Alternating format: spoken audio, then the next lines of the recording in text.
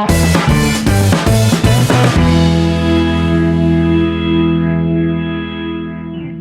and welcome students. Today I am going to teach you subject science for class 9 chapter 13. Our chapter name is why do we fall ill.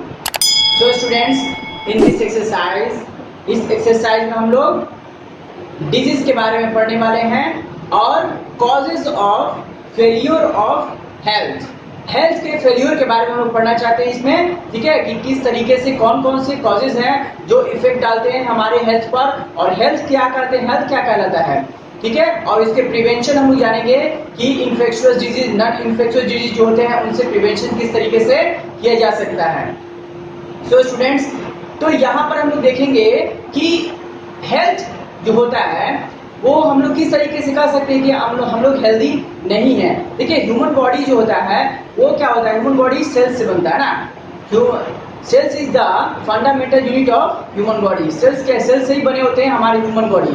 देखिए, तो जब भी हम लोग feeling well नहीं, यानी कि अच्छा फील नहीं कर पाते हैं हम लोग, तो क्या होता है, हम लोग जैसे अनहेल्दी फील करते हैं। अनहेल्दी फील करने का मतलब है कि हमारी बॉडी फंक्शंस में प्रॉपर्ली वर्क नहीं कर रहा है, हमारी बॉडी फंक्शन प्रॉपर्ली वर्क नहीं कर रहा है, यानी कि सेल्स जो है हमारे वो प्रॉपर वर्क नहीं कर पा रहे हैं, क्योंकि सेल्स से मिलकर के बनते हैं टिश्यू और टिश्यू से बनते हैं ऑर्गन। तो कोई भी ऑर्गन सिस्टम हमारा फंक्शंस वर्क नहीं कर रहा सही से। जैसे कि हमारे हार्ट बीट करता है, हार्ट इज बीटिंग, है ना, ब्रेन इज थिंकिंग, और ये किडनी इज फिल्टरिंग यूरिन। तो अगर इस तरीके से कोई ऑर्गन्स है, अगर हार्ट बीट कर रहा है तो वो अगर वो प्रॉपर फंक्शन नहीं कर पा रहा है, इसका मतलब है कि वो सेल्स जो है उसके डैमेज हो चुके हैं, है ना, उनको सेल्स को रिपेयर करना पड़ेगा, तभी हम लोग हेल्थी हो पाएंगे। तो इस तरीके से जो ह्यूमन बॉडी होता है वो डिफरेंट टाइप के फंक्शंस करता है, डिफरेंट टाइप के उनके बॉडी ये ऑर्गन्स होते हैं वो डिफरेंट टाइप के एक्टिविटीज करते रहते हैं कंटिन्यूअसली। अगर उनमें उनके फंक्शंस में कुछ एक्टिविटीज में कुछ फंक्शन में प्रॉब्लम आता है तो फिर हम लोग हेल्दी नहीं कहलाएंगे, ठीक है, अनहेल्दी कहलाएंगे हम लोग। तो इन तरह के जो डिफरेंट टाइप के एक्टिविटीज हमारी बॉडी, ह्यूमन बॉडी करती है, तो उनके लिए कुछ रॉ मटेरियल की जरूरत होती है, एनर्जी की जरूरत होती है, और वो एनर्जी जो है वो आपको मिलते हैं फूड से, क्योंकि फूड के थ्रू क्या होता है, न्यूट्रिएंट्स मिलते हैं, कार्बोहाइड्रेट्स, प्रोटीन, विटामिन, ये सब क्या मिलते हैं, ये सब न्यूट्रिएंट्स मिलते हैं, जिसके थ्रू क्या होता है कि सेल रिपेयर होता है, सेल जो डैमेज सेल हो जाते हैं वो रिपेयर होते हैं, और फिर से जो है उनमें एनर्जी आ जाती है और प्रॉपर फंक्शन करने लगते हैं, तो हमारी बॉडी जो है वो डिजीज फ्री हो जाती है। तो इस तरीके से हम लोग यहाँ पर देखेंगे। हमारा देखिए टॉपिक क्या है, हेल्थ एंड इट्स फेल्योर।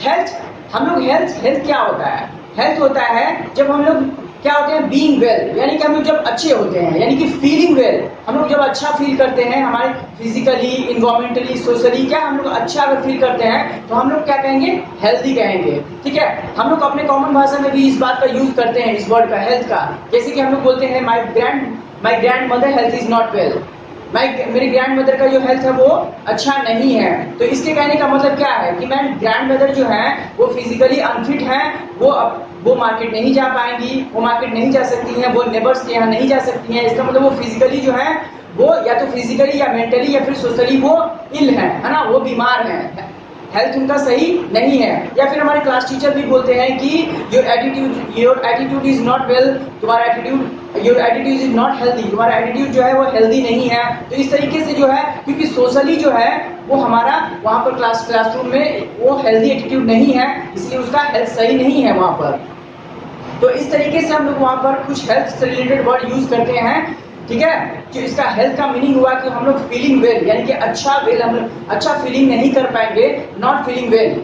अगर हम लोग हेल्थ सही नहीं है, इसका मतलब कि हम लोग अच्छा फील नहीं कर रहे हैं, या फिर फिजिकली, मेंटली या फिर सोशली, तीनों तरीके से जो है, तीन कारण से हम लोग हेल्दी फील नहीं कर सकते हैं। अगर तीनों के फंक्शन पे डिस्टर्बेंस हुआ तो, अगर फिजिकली हमारा बॉडी फंक्शंस नहीं कर रहा है काम बढ़िया, तो हम लोग फिर हेल्दी फील नहीं करेंगे। या फिर इन्वायरमेंटली अगर सही नहीं हो रहा है तो इन्वायरमेंट का भी इफेक्ट पड़ता है, जैसे कि डिजास्टर्स आते हैं, साइक्लोन आते हैं, फ्लड आते हैं, तो इन्वायरमेंटली भी बहुत सारे हार्म्स हमारे बॉडी को पहुंचते हैं, है ना। तो इस तरीके से क्या है कि इन्वायरमेंटली या फिर आपको ये होता है ना सोशली, फिर सोशल का भी जो ये होता है आपका, जैसे कि इन्वायरमेंट अच्छा मिलना चाहिए, इन्वायरमेंट सही नहीं है तो फिर हमारा हेल्थ भी अच्छा नहीं होगा, ठीक है ना।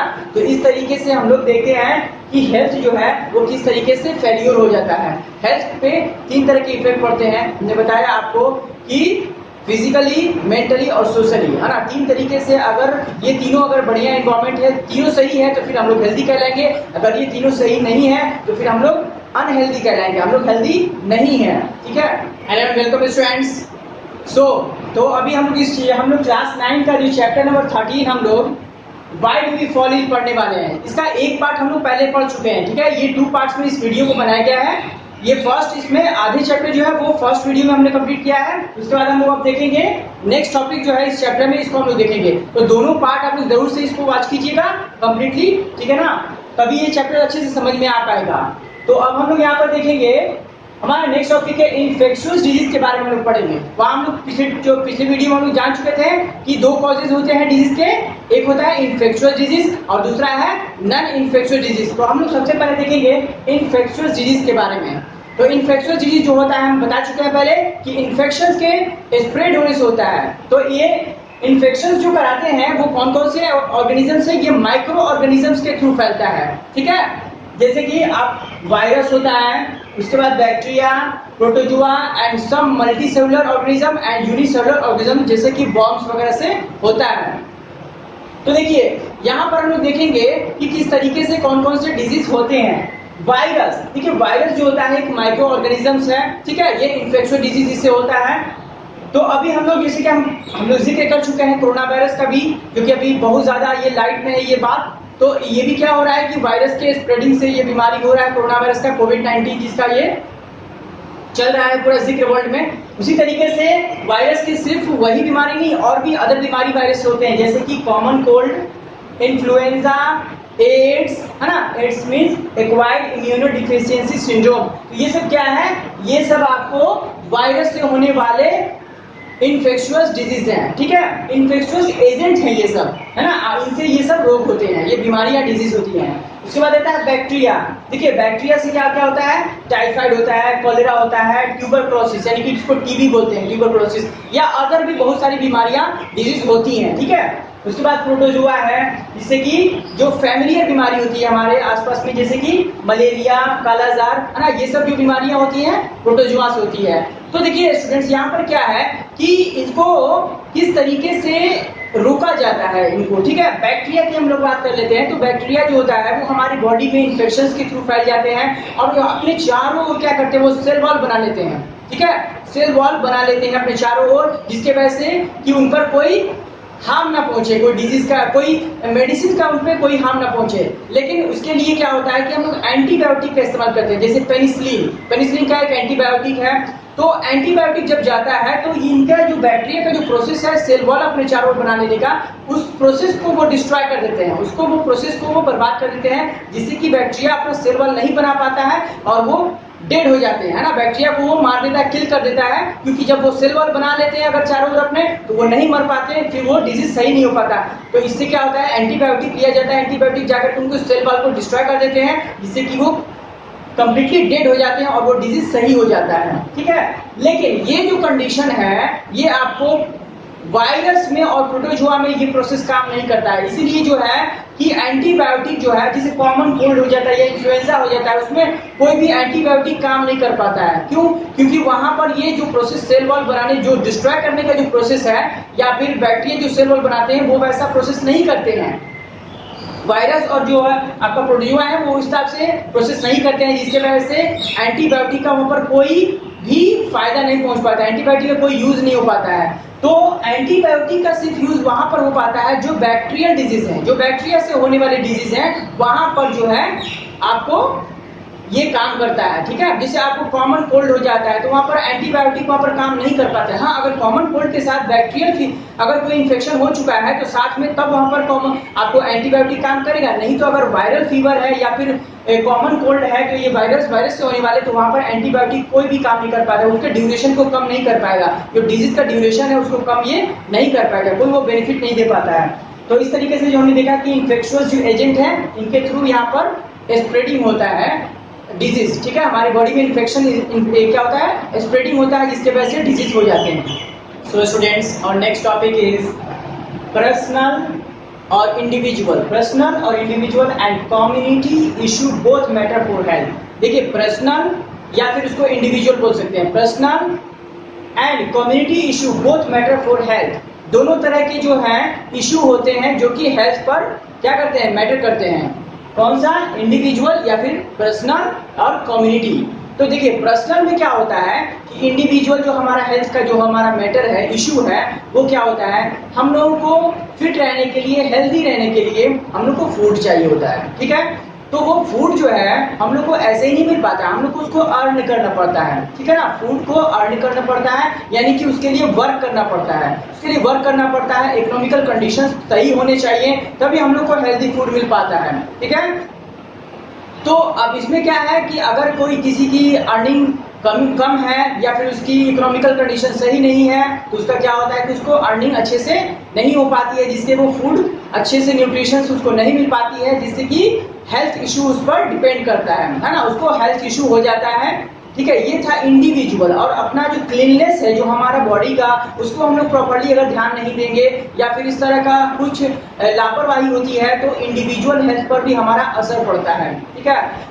उसके बाद आता है कम्युनिटी इशू। देखिए कम्युनिटी इशू में क्या होता है कि सोसाइटी, पूरा कम्युनिटी की बात हो रही है ना, सोसाइटी की बात हो रही है, उसका क्या इशू होता है, क्या हम लोग के वो कैसा इशू है जो कि हम लोग के हेल्थ पर मैटर करता है। देखिए जितने भी ऑर्गेनिजम्स हैं, जितने भी लिविंग ऑर्गेनिजम्स हैं, सभी के जो हेल्थ है वो डिपेंड करते हैं सराउंडिंग इन्वायरमेंट पर, ठीक है, सराउंडिंग इन्वायरमेंट पर डिपेंड करते हैं। अगर मान लिया जाए कि कोई भी एजेंसी जो हमारे सोसाइटी में, हमारे कम्युनिटी में है, अगर वो गार्बेज जो हम लोग हमारे घर से निकलते हैं, उन गार्बेज को डिस्ट्रॉय ना करे, उनको इकट्ठा ना करे, उनको कलेक्ट ना करे, ठीक है, ड्रेनेज सिस्टम को क्लीन नहीं करे अगर कोई एजेंसी, तो फिर क्या होगा, उससे हमारे कम्युनिटी का पूरा हेल्थ बिगड़ जाएगा, है ना। तो इस तरीके से कम्युनिटी का भी जो है वो बहुत बड़ा इफेक्ट पड़ता है। जब कम्युनिटी या फिर इन्वायरमेंट सही होगा, क्योंकि हमारी जो बॉडी का जो हेल्थ है वो फिजिकली, मेंटली और सोशली अगर ये फिट रहना चाहता है तो इन्वायरमेंट सही होना चाहिए, ठीक है, इन्वायरमेंट सही होना चाहिए। और हमारे इंडिविजुअल की बात करें, अगर हम इंडिविजुअल भी जो है हमारा पर्सनल रिलेशनशिप, अगर किसी हम लोग कभी भी देखिए हम लोग जब भी हेल्दी रह सकते हैं, हेल्दी कब रह सकते हैं, जब हम लोग खुश हो, अंदर से हम हैप्पी होते हैं तभी खुश रह सकते हैं। अगर हमारा कोई इंडिविजुअल रिलेशनशिप जब हमारे नेबर के साथ या हमारे किसी फ्रेंड के साथ या हमारे आसपास रहने वाले लोगों के साथ अगर अच्छा बिहेव नहीं है, मिसट्रीट है, अगर अच्छा बिहेव नहीं हो रहा है, तो इसका मतलब कि हम खुश भी नहीं है। जब हम खुश नहीं रहेंगे, हैप्पी नहीं रहेंगे, तो हमारा हेल्थ भी सही नहीं रहेगा। उसी तरीके से इंडिविजुअल सोसाइटी में भी अगर किसी से हमको क्या है, हमको डर है, किसी से हमारा मिसबिहेव चल रहा है ना, मिसट्रीट चल रहा है सोसाइटी में, या फिर हम किसी से डर है, हम लोग डर रहे हैं, तो फिर हम हैप्पी नहीं रहेंगे। जब हम हैप्पी नहीं रहेंगे तो इसका मतलब कि हम हेल्दी भी नहीं रह सकते हैं। इस तरीके से क्या है कि कम्युनिटी और इंडिविजुअल दोनों का आपस में रिलेशनशिप इंटरकनेक्टेड है और जो हमारे हेल्थ के लिए बहुत ज़्यादा मैटर करते हैं। तो इंडिविजुअल भी जो है हम हेल्थ के लिए इशू है और कम्युनिटी इशू भी है बहुत सारा, क्योंकि अगर हम लोग सपोर्ट नहीं करेंगे, जैसे एजेंसीज कैसे होता है कि एजेंसीज अगर नहीं हो, एजेंसीज बहुत सारी होती है ना हमारे यहाँ, म्यूनिसिपल कॉर्पोरेशन से एजेंसीज होती है बहुत सारी जो कि गार्बेज को कलेक्ट करते हैं, ड्रेनेज सिस्टम को साफ करते हैं, बहुत सारी चीज़ें है ना करते हैं। तो हाँ एजेंसीज हैं जो कि हेल्थ के लिए हमारे करते हैं। या फिर वाटर सप्लाई आता है तो उसमें बहुत सारी है ना वाटर ट्रीटमेंट करके हमारे पास आता है। तो ये सब क्या है, हेल्थ मैटर करता है, हेल्थ के लिए मैटर करता है। तो अगर कम्युनिटी इशू यही सब है कि अगर वो सब नहीं रहेगा तो कम्युनिटी में फिर क्या होगा, पूरा कम्युनिटी इसके लिए रिस्पॉन्सिबल होगा कि हेल्थ खराब हो रहा है। तो इस तरीके से है दोनों चीज का, पर्सनल या फिर इंडिविजुअल जिसको बोलते हैं और कॉमन कम्युनिटी, दोनों इशू होते हैं, दोनों इशू मैटर करते हैं हेल्थ के लिए, है ना, ऑर्गेनिजम्स के हेल्थ के लिए दोनों ही इशू मैटर करते हैं। उसके बाद आते हैं हम लोग next, distinction between healthy and disease free. देखिए डिस्टिंक्शन बिटवीन मतलब हेल्दी एंड डिजीज फ्री में क्या अंतर है, यहाँ पर हम देखेंगे। हेल्थ का तो मीनिंग हम लोग समझ गया है कि फीलिंग वेल, है ना, बीइंग वेल। क्योंकि डिजीज का मीनिंग जो है, ठीक है, अपने आप में ही कुछ इसका मीनिंग निकलता है, यानी कि इसका सिंपली एक मीनिंग क्या कह सकते हैं हम लोग कि फीलिंग अनकंफर्टेबल, बीइंग अनकंफर्टेबल, है ना, हम लोग अनकंफर्टेबल फील करते हैं तो उसको डिजीज बोल देते हैं हम लोग, है ना, कॉमनली। जैसे कि हम लोग कभी कभी किसी को मान ली लूज मोशन हो रहा है तो हम लोग क्या बोल देते हैं कि बिना उसको कुछ जाने, उसका कॉज जाने कि लूज मोशन का कारण क्या, हम उसको बोल रहे हैं कि उसको डायरिया हुआ है ना, डायरिया हुआ है या फिर कुछ और हुआ है, इस तरीके से बिना हम लोग जाने उसको क्या कर देते हैं कि ये बीमारी हुई है, ये उसको डिजीज हुई है ना। तो डिजीज में होता क्या है, एक्चुअली में हम जब अनकंफर्टेबल हमारी बॉडी फील होती है, जब भी हमारी बॉडी अनकंफर्टेबल फील करती है तो हम लोग को लगता है कि डिजीज हो गया है ना। अब जैसे देखिए कोई डांसर है, अगर वो अपने बॉडी को स्ट्रेच कर रहा है पूरा एकदम, ये है ना, डिफरेंट डिफरेंट टाइप के पोजीशंस पे स्ट्रेच कर रहा है, इसका मतलब ये नहीं है कि वो डिजीज फ्री है ना, इसका मतलब ये नहीं है कि वो हेल्दी है। ठीक है, एक म्यूजिशियन है, वो बहुत अच्छे से अपना ना फ्लूट बजा रहा है, अपना म्यूजिक ना ब्रीथिंग कर रहा है, जिसका मतलब ये नहीं कि उसके अंदर डिजीज नहीं है या फिर वो पूरा हेल्दी है। इस तरीके से हम लोग बिना कॉज जाने हम लोग किसी चीज को ना डिफाइन कर देते हैं कि ये, क्योंकि हमारा बॉडी, क्योंकि ये ह्यूमन नेचर है हम लोग का कि बस अनकंफर्टेबल फील हुआ तो हम लोग बोलते हैं कि इसमें डिजीज हुआ है ना, बीमारी हो चुका है ना, जो हम लोग अनकंफर्टेबल फील करते हैं, क्योंकि डिजीज का यहाँ पर मीनिंग ही है अनकंफर्टेबल, है ना, बीइंग अनकंफर्टेबल। अनकंफर्टेबल जब भी हम लोग फील करते हैं तो हम लोग बोलते हैं कि डिजीज से सफर कर रहे हैं हम लोग, इंडिविजुअली हम लोग सफर कर रहे हैं, है ना, डिजीज से। तो इसी तरीके से जो है वो कम्युनिटी में भी यही बात होता है, कम्युनिटी में भी अगर इंडिविजुअली भी हम लोग बोल देते हैं और कम्युनिटी में भी लोग यही बात बोलते हैं कि अगर ये अनकंफर्टेबल फील कर रहा है तो लोग अपने से बता देते हैं कि ये डायरिया हुआ है इनको, या फिर इनको कुछ और बीमारी हुआ है ना। इस तरीके से डिजीज का डेफिनेशन डिफाइन करने लगते हैं लोग।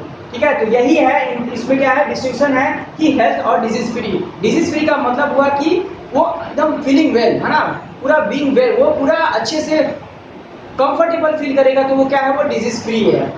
अगर वो कंफर्टेबल फील नहीं कर रहा है तो क्या है, वो डिजीज फ्री नहीं है। और हेल्दी का मीनिंग जस्ट होगा कि वहाँ बीइंग वेल, पूरा एकदम अच्छे तरीके से पूरा फिट फाट है, तो वहाँ पर वो क्या कहेगा, वो हेल्दी कहलाएगा। सो स्टूडेंट्स, और next topic is means of spread.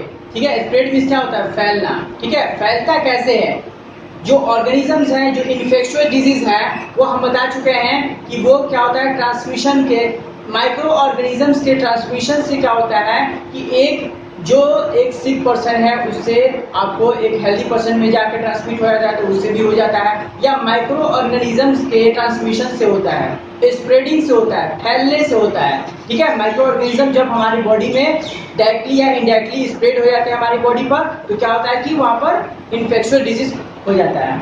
तो देखिए हम लोग यहाँ पर जानेंगे कि कॉज क्या क्या कारण है जिससे कि स्प्रेडिंग होता है हमारी बॉडी में माइक्रो ऑर्गेनिज्म का, बाय एयर। ठीक है, एयर के थ्रू क्या होता है कि माइक्रो ऑर्गेनिजम्स का इंटर होता है हमारी बॉडी में। ठीक है, जैसे कि अभी देखिए फॉर एग्जांपल, एक कॉमन एग्जांपल हम बता देते हैं अभी, जैसे कि कोरोना वायरस की बात हो रही है, अभी वायरस, एक वायरल डिजीज है यहाँ पर कोरोना वायरस।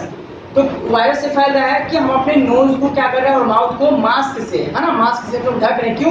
क्योंकि जो कफिंग कर रहे हैं, उसे कफिंग के थ्रू क्या हो रहा है कि जो इन्फेक्टेड पर्सन है, वायरस से इन्फेक्टेड पर्सन है, उसके माउथ और नोज से क्या निकल करके अदर पर्सन, जो हेल्थी पर्सन है, उस पे जाके इन्फेक्ट डाल रहा है, उसको इन्फेक्टेड कर दे रहा है। तो इस तरीके से एयर में, यानी कि हमने कफिंग किया, कफिंग के थ्रू, कफिंग जो इन्फेक्टेड पर्सन है वो कफिंग करेगा, खांसी उसको आएगी, तो उसका जो माउथ से निकला हुआ, जो नोज से निकला हुआ जो वायरस है या फिर कोई भी माइक्रो ऑर्गेनिज्म है, वो निकल करके दूसरे पे चला जाएगा। ठीक है, तो बाय द एयर भी ये स्प्रेड होता है। उसके बाद बाय डायरेक्ट कांटेक्ट में भी होता है। अगर फिजिकल आप रिलेशनशिप बनाते हैं या फिर फिजिकल कांटेक्ट करते हैं किसी के साथ, हैंड शेकिंग करते हैं या फिर उसको हक करते हैं, गले मिलते हैं, तो क्या होता है वहां पर भी ट्रांसमिट होता है, माइक्रो ऑर्गेनिजम्स का ट्रांसमिशन होता है, वो फैलते हैं, स्प्रेड हो जाते हैं।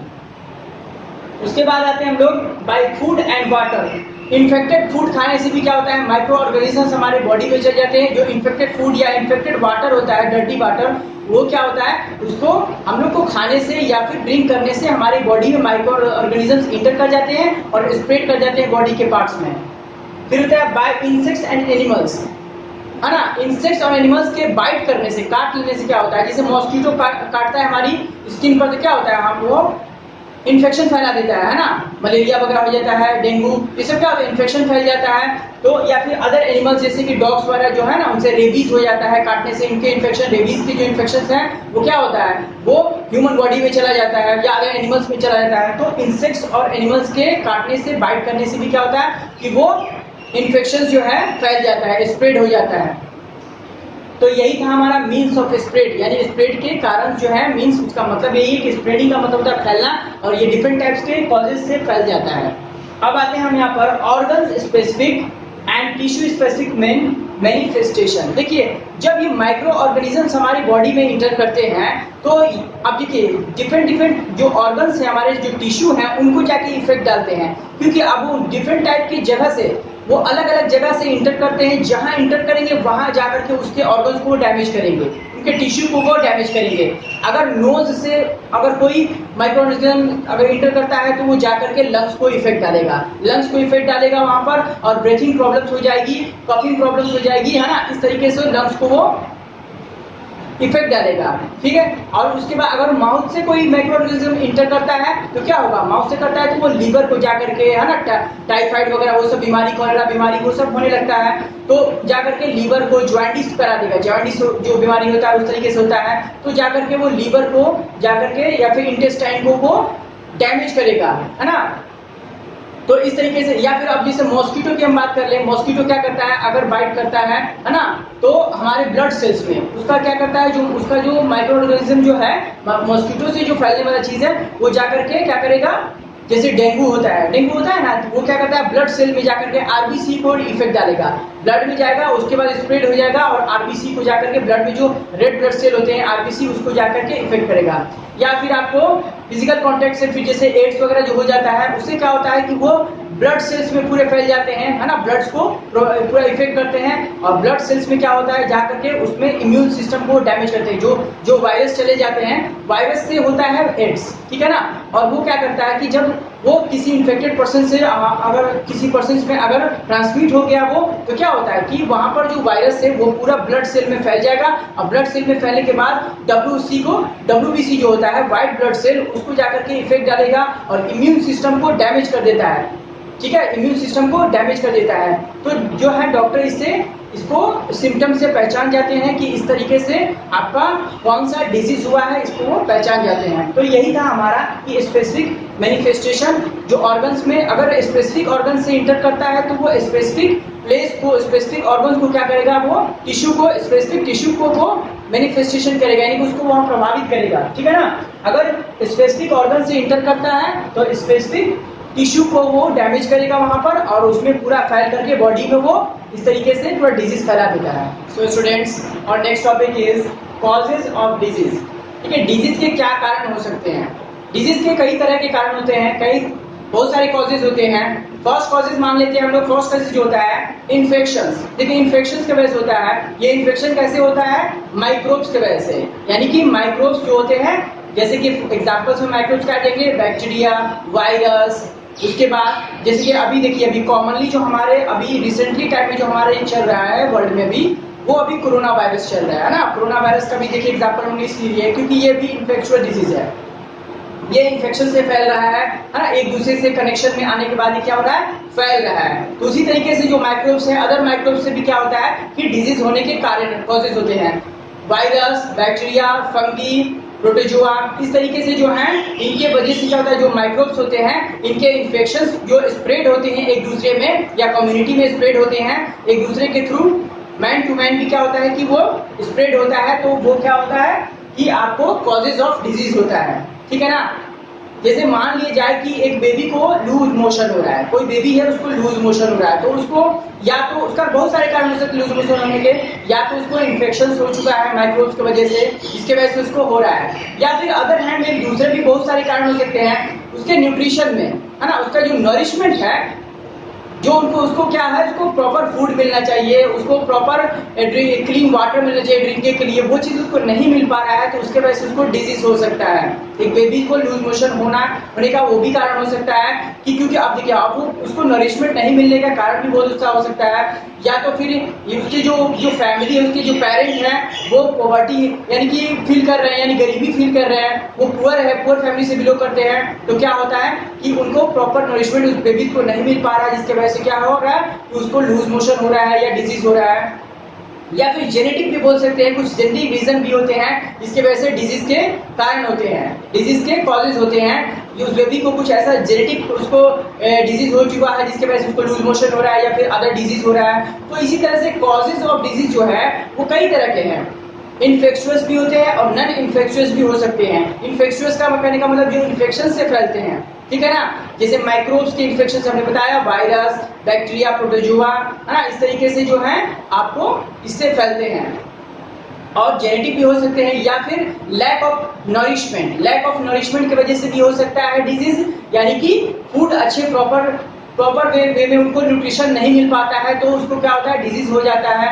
या फिर ड्रिंकिंग वाटर की बात करें, वाटर भी हमारी बॉडी के हेल्थ के लिए बहुत ज्यादा इंपॉर्टेंट है। अगर ड्रिंकिंग क्लीन वाटर ना मिले, डर्टी वाटर अगर उस बच्चे को मिल रहा है या बेबी को मिल रहा है, तो उससे भी उसको क्या होगा, वो लूज मोशन होने के चांसेस है, या फिर उसको अदर डिजीज होने के उससे चांसेस होते हैं। तो इस तरीके से जो है कॉजेज ऑफ डिजीज है। अब आते हैं नेक्स्ट, इन्फेक्शुअस एंड नॉन इन्फेक्शुअस कॉजेज। देखिए डिजीज के हमने बताया ऊपर भी कि इन्फेक्शुअस हो सकता है या फिर नॉन इन्फेक्शुअस। इन्फेक्शुअस कहने का मतलब है जो एक दूसरे से स्प्रेड हो, इन्फेक्शंस के थ्रू फैलता है डिजीज, उसको बोला जाता है इन्फेक्शुअस डिजीज। ठीक है, इन्फेक्शुअस डिजीज भी बहुत है, जैसे कि अभी ये कोरोना वायरस का जो चल रहा है, ये इन्फेक्शुअस डिजीज है। इसलिए लोगों को सोशल डिस्टेंसिंग बरकरार रखने के लिए कहा जा रहा है कि सोशल डिस्टेंसिंग अगर हम लोग रखेंगे तो क्या होगा कि एक दूसरे से कनेक्ट में नहीं आएंगे, जिससे कि इन्फेक्शंस को स्प्रेड होने से बचा जा सकता है। तो इन्फेक्शुअस डिजीज होते हैं वो माइक्रोब्स के वजह से होते हैं, या फिर बैक्टीरिया, या फिर आपको वायरस हो सकता है, प्रोटोजोआ हो सकता है, ठीक है ना, फंगी से हो सकता है, तो इस तरीके से होता है।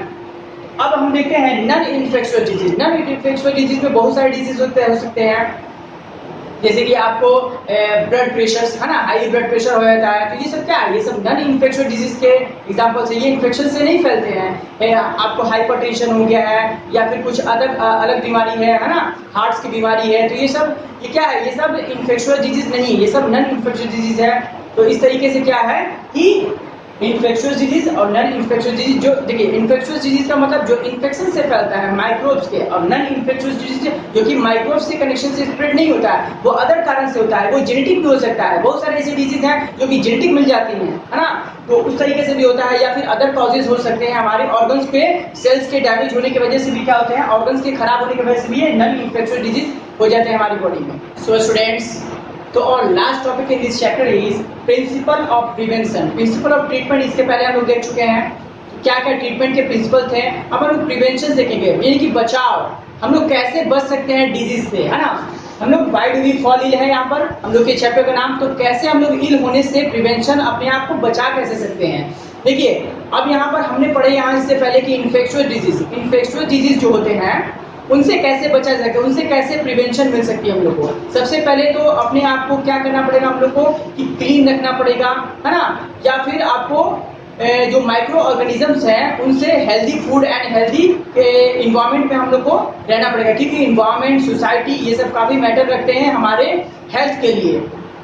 डिजीज फ्री रहने के लिए हम लोग को क्या करना पड़ेगा, अपने सोसाइटी को क्लीन करना पड़ेगा, अपने घर को, है ना, अपने आसपास के, अपने आप को खुद को भी हम लोग को क्या करना पड़ेगा, क्लीन रखना पड़ेगा। और वैसे इन्फेक्शियस डिजीज से बचने के लिए हम लोग को खुद को क्या करना पड़ेगा, क्लीन रखना पड़ेगा। ठीक है, तो प्रिंसिपल ऑफ प्रिवेंशन यहाँ पर यही है कि इन्फेक्शियस डिजीज जो है हो जाता है, अगर बाय द वे हो जाता है तो देखिए ये क्या होता है, सबसे पहली बात तो हम लोग को इन्फेक्शन से बचना है, माइक्रो ऑर्गेनिजम्स के इन्फेक्शन से बचना है, क्योंकि ये ट्रांसमिशन इनका होता है ना, इनको ये फैलने वाली चीज होते हैं। जैसे रिसेंटली में भी हम लोग देख सकते हैं कि कोरोना वायरस का क्या हाल है, अभी वो किस तरह से नंबर ऑफ इंक्रीजिंग जो इसका पेशेंट है वो किस तरीके से इंक्रीज कर रहा है, क्योंकि ये स्प्रेडिंग वाले जो डिजीज होते हैं, जो फैलने वाले, ये माइक्रो ऑर्गेनिज्म के थ्रू होते हैं, वायरस से होते हैं, बैक्टीरिया से, फंगी से, या फिर आपको प्रोटोजोआ से होते हैं। तो इनसे बचने की जरूरत है, इनके स्प्रेडिंग से। अगर बाय द वे हो जाता है अगर, तो